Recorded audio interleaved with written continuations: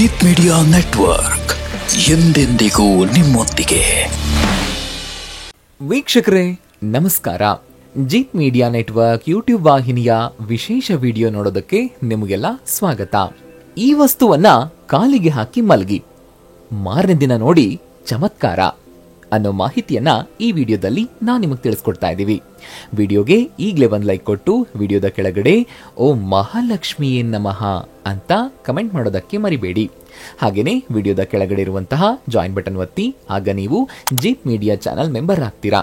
ಅಂದ್ರೆ ನೀವು ಮೆಂಬರ್ಗಳಿಗಿರುವಂತಹ ವಿಶೇಷ ವಿಡಿಯೋ ಹಾಗೂ ಲೈವ್ ನೋಡಬಹುದು. ನಾವಿವತ್ತು ನಿಮಗೊಂದು ಉಪಾಯವನ್ನ ಹೇಳ್ತಾ ಇದ್ದೀವಿ. ಈ ಉಪಾಯವನ್ನ ಮಾಡೋದ್ರಿಂದ ನಿಮ್ಮ ಜೀವನದಲ್ಲಿರುವಂತಹ ಎಲ್ಲಾ ರೀತಿಯ ಶನಿದೋಷ, ಸಾಡೆ ಸಾತಿ, ಹೀಗೆ ಶನಿಗೆ ಸಂಬಂಧಿಸಿದ ಎಲ್ಲಾ ಸಮಸ್ಯೆಗಳು ನಿವಾರಣೆಯಾಗುತ್ತವೆ. ಅಷ್ಟೇ ಅಲ್ಲ, ಈ ಉಪಾಯವನ್ನ ಮಾಡೋದ್ರಿಂದ ಶನಿಯ ಯಾವುದೇ ರೀತಿಯ ಪ್ರಭಾವಗಳು, ನೆಗೆಟಿವ್ ಪರಿಣಾಮ ನಿಮ್ಮ ಮೇಲೆ ಬೀಳೋದಿಲ್ಲ. ಹಾಗಿದ್ರೆ ಆ ಉಪಾಯ ಯಾವುದು? ಇದನ್ನ ಯಾವ ರೀತಿಯಾಗಿ ಮಾಡಿದ್ರೆ ಶನಿಯ ಸಮಸ್ಯೆ ದೂರ ಆಗುತ್ತೆ? ಶನಿಯ ಪರಿಣಾಮ ನಮ್ಮ ಮೇಲೆ ಬೀಳದೇ ಇರೋದಕ್ಕೆ, ಶನಿಯ ಆಶೀರ್ವಾದವನ್ನ ಪಡೆಯೋದಕ್ಕೆ ಏನ್ ಮಾಡಬೇಕು ಅನ್ನೋದನ್ನ ಸಂಪೂರ್ಣವಾಗಿ ಈ ವಿಡಿಯೋದಲ್ಲಿ ಹೇಳ್ತಾ ಇದ್ದೀವಿ. ಹಾಗಾಗಿ ವಿಡಿಯೋನ ಪೂರ್ತಿಯಾಗಿ ನೋಡಿ, ಎಲ್ಲೂ ಸ್ಕಿಪ್ ಮಾಡಬೇಡಿ. ಜೊತೆಗೆ ಲೈಕ್ ಕೊಡೋದನ್ನ ಮರಿಬೇಡಿ. ನಮ್ಮ ದೇಹದ ಪ್ರತಿಯೊಂದು ಅಂಗಗಳಿಗೂ ಶನಿಯ ಜೊತೆಗೆ ಒಂದಲ್ಲ ಒಂದು ರೀತಿಯಲ್ಲಿ ಸಂಬಂಧ ಇರುತ್ತೆ. ಆದ್ರೆ ಮುಖ್ಯವಾಗಿ ನಮ್ಮ ಕಾಲುಗಳ ಜೊತೆ ಶನಿಯ ಸಂಬಂಧ ಹೆಚ್ಚಾಗಿರುತ್ತೆ. ಕಾಲಿಗೆ ಸಂಬಂಧಿಸಿದಂತೆ ನಾವು ಹಲವಾರು ರೀತಿಯಲ್ಲಿ ತಪ್ಪುಗಳನ್ನ ತಿಳಿದೋ ತಿಳಿಯದೆಯೋ ಮಾಡ್ತೀವಿ. ಇದರಿಂದ ಶನಿಗೆ ಸಂಬಂಧಿಸಿದ ಸಮಸ್ಯೆಗಳು ಹೆಚ್ಚುತ್ತವೆ. ಉದಾಹರಣೆಗೆ ಹೇಳಬೇಕು ಅಂತಂದ್ರೆ, ನಾವು ನಡ್ಕೊಂಡು ಹೋಗುವಾಗ ಕಾಲನ್ನ ನೆಲಕ್ಕೆ ಜೋರಾಗಿ ಶಬ್ದ ಬರುವಂತೆ ಒದ್ದು ನಡಿತೀವಿ. ಇದರಿಂದ ಶನಿಯ ಕೆಟ್ಟ ರೀತಿಯ ಪ್ರಭಾವ ಬೀರೋದಕ್ಕೆ ಶುರು ಮಾಡುತ್ತೆ. ಅಷ್ಟೇ ಅಲ್ಲ, ಒಂದು ವೇಳೆ ನಿಮಗೆ ಒಂದು ಕಾಲಿನಿಂದ ಇನ್ನೊಂದು ಕಾಲನ್ನ ಉಜ್ಜುವಂತಹ ಅಭ್ಯಾಸ ಇದ್ರೆ ಅದು ನಿಮಗೆ ಸಾಮಾನ್ಯ ಅಂತ ಅನಿಸಬಹುದು. ಆದ್ರೆ ಈ ರೀತಿ ಮಾಡೋದ್ರಿಂದಲೂ ಶನಿಯ ವಕ್ರ ದೃಷ್ಟಿ ನಿಮ್ಮ ಮೇಲೆ ಬೀಳುತ್ತೆ. ಇದಿಷ್ಟೇ ಅಲ್ಲದೆ, ಯಾವತ್ತೂ ತಪ್ಪಿಯೂ ಕೂಡ ಮಲಗಿರುವ ವ್ಯಕ್ತಿಯ ಕಾಲನ್ನ ಹಿಡಿಬಾರದು. ಹೌದು, ಹೀಗೆ ಮಾಡೋದು ಕೂಡ ಶನಿಯ ಪ್ರಭಾವಕ್ಕೆ ಕಾರಣವಾಗಬಹುದು. ವ್ಯಕ್ತಿ ಎಚ್ಚರದಲ್ಲಿದ್ದಾಗ ಅಥವಾ ಕುಳಿತುಕೊಂಡಾಗ ಮಾತ್ರ ಅವರ ಕಾಲನ್ನ ಹಿಡಿದು ಆಶೀರ್ವಾದವನ್ನ ಪಡಿಬಹುದು.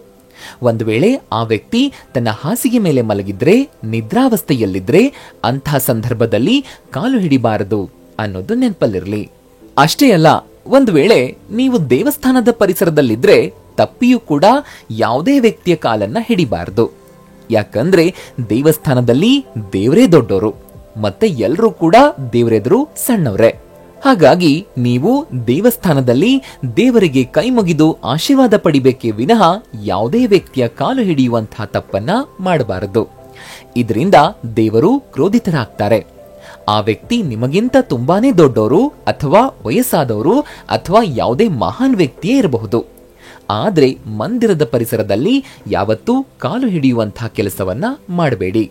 ಇದ್ರ ಜೊತೆಗೆ ಮತ್ತೊಂದು ವಿಷಯ ಏನು ಅಂತಂದ್ರೆ, ನಿಮ್ಮ ಮನೆಯಲ್ಲಿ ಅಥವಾ ಕುಟುಂಬದಲ್ಲಿ ಯಾರಾದ್ರೂ ಪುಟಾಣಿ ಕನ್ಯೆಯರು ಅಥವಾ ಹೆಣ್ಣು ಮಕ್ಕಳಿದ್ರೆ ಅವರು ಸಹ ನಿಮ್ಮ ಕಾಲನ್ನ ಹಿಡಿಯದಂತೆ ನೋಡ್ಕೊಳ್ಳಿ. ಯಾಕಂದ್ರೆ ಕನ್ಯೆಯರು ನಿಮ್ಮ ಕಾಲನ್ನ ಹಿಡಿದ್ರೆ ಅದರಿಂದ ನಿಮ್ಮ ಜೀವನದಲ್ಲಿ ತುಂಬಾನೇ ಸಮಸ್ಯೆಗಳು ಬರುವ ಸಾಧ್ಯತೆ ಹೆಚ್ಚಾಗುತ್ತೆ. ಕನ್ಯೆಯರು ಅಂದ್ರೆ ದೇವರ ಸಮಾನ. ಹಾಗಾಗಿ ಅವರಿಗೆ ಯಾರ ಕಾಲು ಹಿಡಿಯೋದಕ್ಕೂ ಕೂಡ ಹೇಳ್ಬೇಡಿ. ಈ ಶನಿಯ ಕಾಟದಿಂದ ಸುಲಭವಾಗಿ ತಪ್ಪಿಸ್ಕೊಳ್ಬೇಕು ಅಂತಂದ್ರೆ, ಒಂದು ವೇಳೆ ನಿಮಗೆ ಶನಿಯ ಕಾಟ ಹೆಚ್ಚಾಗಿದ್ರೆ, ಶನಿಯಿಂದ ನೀವು ತುಂಬಾನೇ ಸಮಸ್ಯೆಗಳನ್ನ ಅನುಭವಿಸ್ತಾ ಇದ್ದೀರಿ ಅಂತಾದ್ರೆ, ಶನಿವಾರದ ದಿನ ನಿಮ್ಮ ಕಾಲಿಗೆ ಕಪ್ಪು ನೂಲನ್ನ ಕಟ್ಟಿ, ಶನಿಯ ಪ್ರಭಾವದಿಂದ ನಿಮ್ಮ ಜೀವನದಲ್ಲಿ ಪದೇ ಪದೇ ಸಮಸ್ಯೆಗಳು ಉಂಟಾಗ್ತಾ ಇದ್ರೆ ಆ ಸಂದರ್ಭದಲ್ಲಿ ಅಪ್ಪಿತಪ್ಪಿಯೂ ಯಾವುದೇ ವ್ಯಕ್ತಿ ಈಗಾಗಲೇ ಧರಿಸಿದಂತಹ ಚಪ್ಪಲಿಗಳನ್ನ ನೀವು ಧರಿಸಬಾರದು. ಇತರೆ ವ್ಯಕ್ತಿಗಳು ಬಳಸಿದಂತಹ ಚಪ್ಪಲಿಗಳನ್ನ ನೀವು ಮರುಬಳಕೆ ಮಾಡಿದ್ರೆ ಇದರಿಂದ ನಿಮ್ಮ ಮೇಲೆ ಶನಿಯ ಪ್ರಭಾವ ಹೆಚ್ಚಾಗುತ್ತೆ.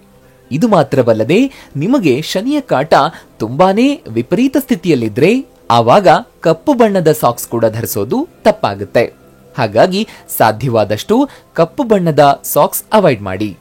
ಇನ್ನು ಹೇಳಬೇಕು ಅಂತಂದ್ರೆ, ನಿಮ್ಮ ಮನೆಯ ಉತ್ತರ ಪೂರ್ವ ಭಾಗ ಅಂದ್ರೆ ಈಶಾನ್ಯ ಭಾಗದಲ್ಲಿ ಕಪ್ಪು ಬಣ್ಣದ ಯಾವುದೇ ರೀತಿಯ ವಸ್ತುಗಳನ್ನ ಇಡಬೇಡಿ. ಒಂದು ವೇಳೆ ನೀವು ಆ ರೀತಿಯ ವಸ್ತುಗಳನ್ನ ಇಟ್ರೆ ಅದನ್ನ ಆದಷ್ಟು ಬೇಗ ಅಲ್ಲಿಂದ ತೆಗೆದುಹಾಕಿ. ಇನ್ನು ಶನಿಯ ಕಾಟ ಹೆಚ್ಚಾಗಿದ್ರೆ ಹೆಚ್ಚಿನ ಚಪ್ಪಲ್ ಅಥವಾ ಶೂಗಳನ್ನ ಮನೆಯಲ್ಲಿ ರಾಶಿ ಹಾಕಿ ಇಡೋದನ್ನ ತಪ್ಪಿಸಿ. ನೀವು ಶೂ ಅಥವಾ ಚಪ್ಪಲಿಗಳನ್ನ ಬಳಕೆ ಮಾಡದೇ ಇದ್ರೆ, ಆದ್ರೆ ಬೇರೆ ಬೇರೆ ರೀತಿಯ ಶೂಗಳನ್ನ ಮನೆಯಲ್ಲಿ ತಂದು ರಾಶಿ ಹಾಕಿ ಇಟ್ಟಿದ್ರೆ ಅದನ್ನ ಆದಷ್ಟು ಬೇಗ ಮನೆಯಿಂದ ಹೊರಗಡೆ ಹಾಕಿ. ಇಲ್ಲವಾದ್ರೆ ಶನಿದೇವನ ಕೆಂಗಣ್ಣಿಗೆ ನೀವು ಗುರಿಯಾಗುವಂತ ಸಾಧ್ಯತೆ ಹೆಚ್ಚಾಗಿರುತ್ತೆ. ಹಾಗಿದ್ರೆ ಶನಿಯ ಕಾಟದಿಂದ ತಪ್ಪಿಸ್ಕೊಳ್ಳೋದಕ್ಕೆ, ಶನಿದೇವನ ವಕ್ರದೃಷ್ಟಿಯಿಂದ ನಿಮ್ಮನ್ನ ನೀವು ಉಳಿಸ್ಕೊಳ್ಳೋದಕ್ಕೆ ಏನ್ ಮಾಡಬೇಕು ಅನ್ನೋದನ್ನ ನಾವೀಗ ಹೇಳ್ತೀವಿ, ಕೇಳಿಸ್ಕೊಳ್ಳಿ. ನೀವು ಈ ಉಪಾಯವನ್ನ ಶನಿವಾರದ ದಿನ ಮಾಡಬೇಕು. ಶನಿವಾರ ಇದನ್ನ ಶುರು ಮಾಡಿದ್ರೆ ಮುಂದಿನ 11 ದಿನಗಳವರೆಗೆ ಈ ಉಪಾಯವನ್ನ ನಿರಂತರವಾಗಿ ಮಾಡ್ತಾ ಇರಬೇಕು. ಶನಿವಾರ ರಾತ್ರಿ ಮಲಗೋ ಮುನ್ನ ಕಾಲನ್ನ ಚೆನ್ನಾಗಿ ತೊಳೆದು ಅದನ್ನ ಒಣಗಿದ ಬಟ್ಟೆಯಲ್ಲಿ ಒರೆಸ್ಬೇಕು. ಕಾಲು ಪೂರ್ತಿಯಾಗಿ ಒಣಗಿರಲಿ. ನಂತರ ಕಾಲುಗಳಿಗೆ ಕ್ರೀಮ್ ಹಚ್ಚಿ ಆ ದಿನ ಅದನ್ನ ಹಾಗೆ ಬಿಡಿ. ಇದನ್ನ ಮಾಡಿದ ನಂತರ ಅಥವಾ ಪ್ರತಿದಿನ ಕಾಲನ್ನ ತೊಳೆದ ನಂತರ ಕಾಲಿಗೆ ಎಣ್ಣೆ ಹಚ್ಚಬೇಕು. ಅದು ತೆಂಗಿನ ಎಣ್ಣೆ ಆದ್ರೂ ಸರಿ, ಸಾಸಿವೆ ಎಣ್ಣೆ, ಯಾವುದೇ ರೀತಿಯ ಎಣ್ಣೆಯಾದ್ರೂ ಸರಿ, ಕಾಲಿಗೆ ಸ್ವಲ್ಪ ಪ್ರಮಾಣದಲ್ಲಿ ಹಚ್ಚಬೇಕು.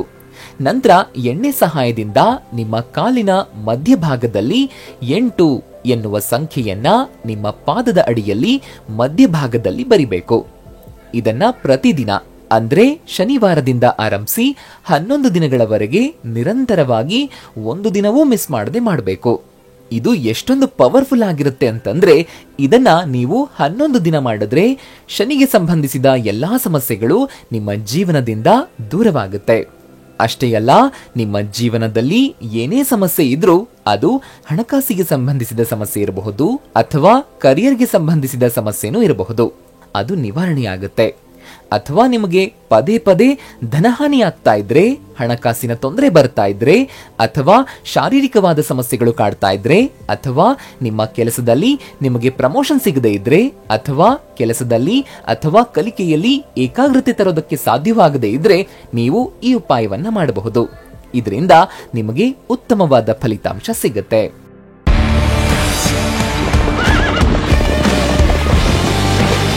ಜೀತ್ ಮೀಡಿಯಾ ನೆಟ್ವರ್ಕ್ ಎಂದೆಂದಿಗೂ ನಿಮ್ಮೊಂದಿಗೆ.